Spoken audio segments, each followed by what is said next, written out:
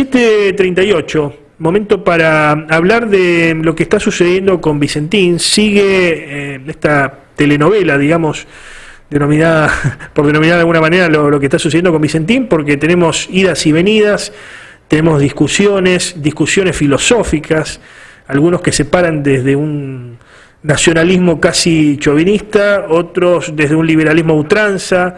Bueno, tenemos de todo. Tenemos también lo mediático que fueron sus directivos, o son sus directivos. ¿Por qué? Porque Gustavo Nardelli es una de las principales figuras, no en cuanto a el porcentaje que tiene el paquete accionario, pero sí en cuanto a lo público, en cuanto a la comunicación de la empresa Vicentín. Estuvo mucho tiempo en los medios, de hecho intentó ser candidato a gobernador, así que es bastante particular lo que está sucediendo con Vicentín.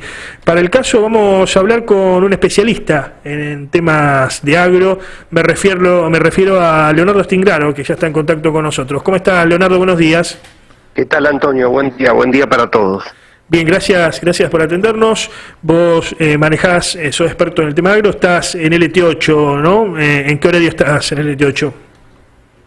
Bueno, estamos en el transcurso de la jornada diaria, en varios micros, ¿no?, que comienzan temprano a la mañana, y en un segmento extendido que va de lunes a viernes de 18:30 a 19 horas.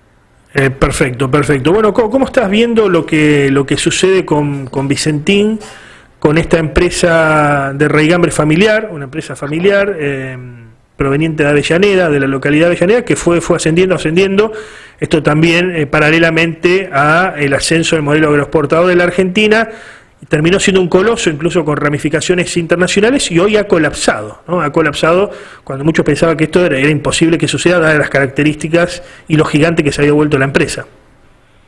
Sí, en realidad la situación compleja comienza o se manifiesta, por ejemplo, por lo menos en el año pasado, ¿no? Ya por septiembre, octubre, es cuando la empresa empieza a decir que tenía complicaciones en los pagos a sus proveedores, ¿no?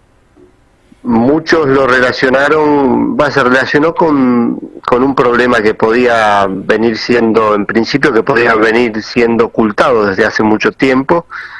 En segundo lugar, otros lo relacionaron con el proceso eleccionario de la República Argentina. Recordemos que era el cambio presidencial, que para muchos analistas, Vicentín, como muchas empresas y muchos actores del sector agropecuario, habían apostado, y esto era visible incluso en la intención de voto, por la renovación del presidente Mauricio Macri, claro, o por la reelección de Mauricio Macri, y ante el advenimiento de una situación diferente, o sea, la pérdida de este candidato, la empresa tuvo un inconveniente, que este es real, pero no sé si es el que determina la quiebra, que fue un aceleramiento en la entrega de granos por parte de los productores o de sus clientes, en un proceso muy rápido, en un transcurso que se extendió un poquito más de un mes, pero fue un caudal muy voluminoso, y que eso le genera una fractura en su economía. La entrega de granos anticipada tenía mucho que ver con una variable que se analizaba en esa oportunidad sobre fines del 2019, que era que cuando asuma Alberto Fernández, que ya había sido elegido presidente, podría haber un tocamiento, una modificación en el esquema de retenciones. Bueno, esta mirada que vos incorporás es interesante, porque, a ver, habla de una situación particular que no necesariamente tiene que ver con un desmanejo de fondos respecto a lo de Vicentín, sino una situación de que colapsó prácticamente la llegada de granos por parte de los productores, o el arribo de granos, producto de un temor a lo que pudiera hacer Alberto Fernández, que evidentemente subió las retenciones. Claro, que después queda plasmado en un movimiento de las retenciones, que después se apacigua ese reclamo por las retenciones, porque un corrimiento en los precios también de los granos en el contexto internacional, y una mejora en la cotización del dólar, ¿no? Porque hay un crecimiento en la paridad entre el dólar y el peso argentino, que le vuelve a dar un poco de competitividad a los productores agropecuarios, y esto también, con disentimiento, muchos dicen, la suba de las retenciones la termina compensando el aumento del dólar. Entonces, por eso el reclamo quedó un poco estabilizado, por así decirlo. Y bueno, y posteriormente se produce todo el contexto que no vamos a graficarlo porque es cotidiano y se da todos los días.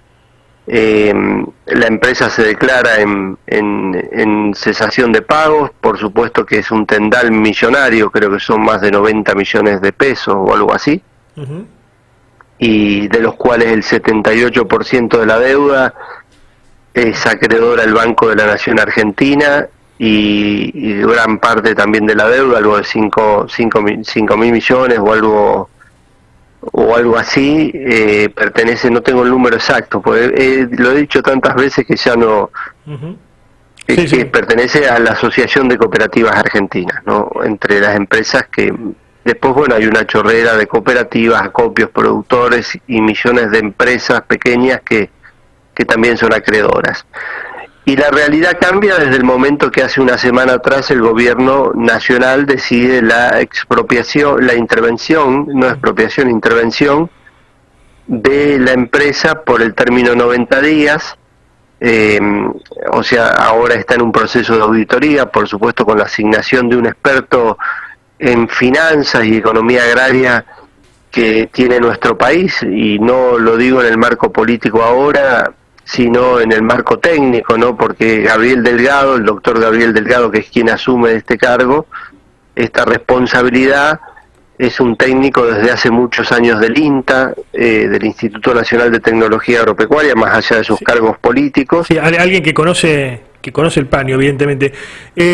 Ahora, estamos en presencia de dos modelos agrarios o de cómo debería funcionar el agro. A ver, ¿qué quiero decir? Hay un modelo de agro nacional, si uno quiere, o social, con las principales empresas del agro en manos del Estado, que están proponiendo algunos, y hay otro que es más liberal o liberal a ultranza, que dice, bueno, hay que liberar los precios, inclusive sin retenciones, que las empresas privadas se manejen como quieran manejarse porque producen y eso hace bien al país. ¿Estamos en presencia de dos modelos contrapuestos? Yo creo que siempre Argentina estuvo en la presencia de eso. Es como decir qué quiere ser Argentina, un modelo agroindustrial o un modelo productivo, y siempre estuvo la discusión de si era importante producir materias primas o transformarlas y llevarlas a un proceso más agroindustrial y vender y obtener mayor valor agregado. Claro.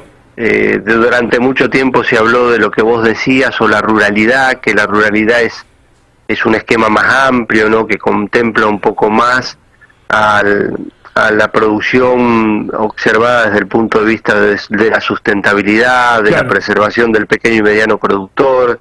Incluso desde lo cultural también, ¿no? Es un concepto, desde lo cultural, desde la chacra mixta, o desde el regreso del productor al campo. El regreso del productor al campo significa que el productor se quede en su establecimiento trabajando, cosa que hoy en muchos lugares, más en las regiones nuestras que son las más productivas, eso no sucede, ¿no? El productor va al campo, trabaja y vuelve a la ciudad o al pueblo y vive, ¿no?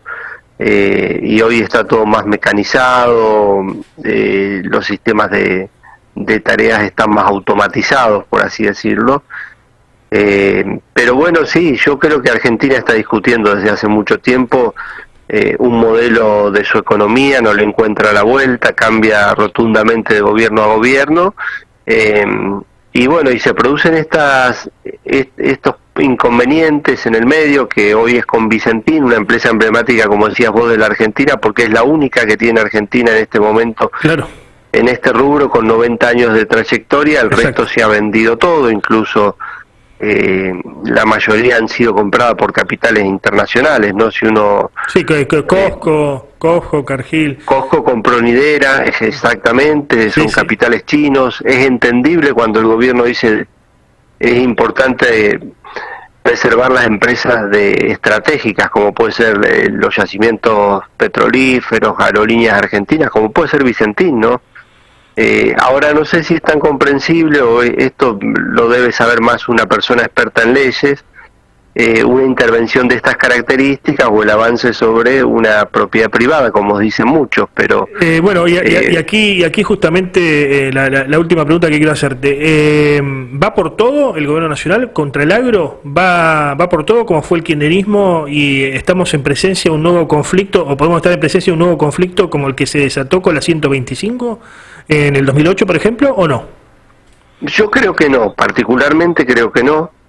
Creo que la figura de Cristina Kirchner es lo que altera mucho al sector agropecuario por el roce que hubo durante su gestión, ¿no? Como decías vos, con la resolución 125 y otras medidas más que fueron muy duras para el sector, ¿no? La presión fiscal muy alta, que todavía sigue siendo de esa manera, el rol de la AFIP en ese momento, que era una constante institución de presión hacia la producción y a veces sin ningún tipo de fundamento, pero a mí me parece que no es así, que el sector lo asocia inmediatamente porque le quedó esa sensación de que el kirchnerismo, que está en el gobierno pero no en su total amplitud, el kirchnerismo en una situación quizás de revancha o de venganza, podrían llamarlo algunos, busca actuar de la misma manera que en la anterior gestión, pero a mí me parece que no, que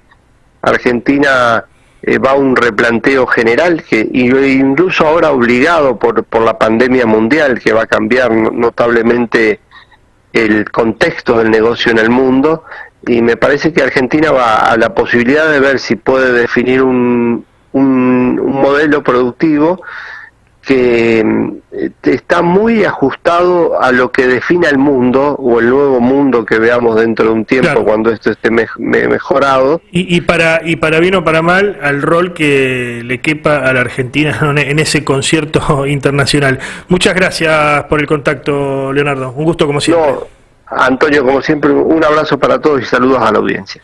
Adiós.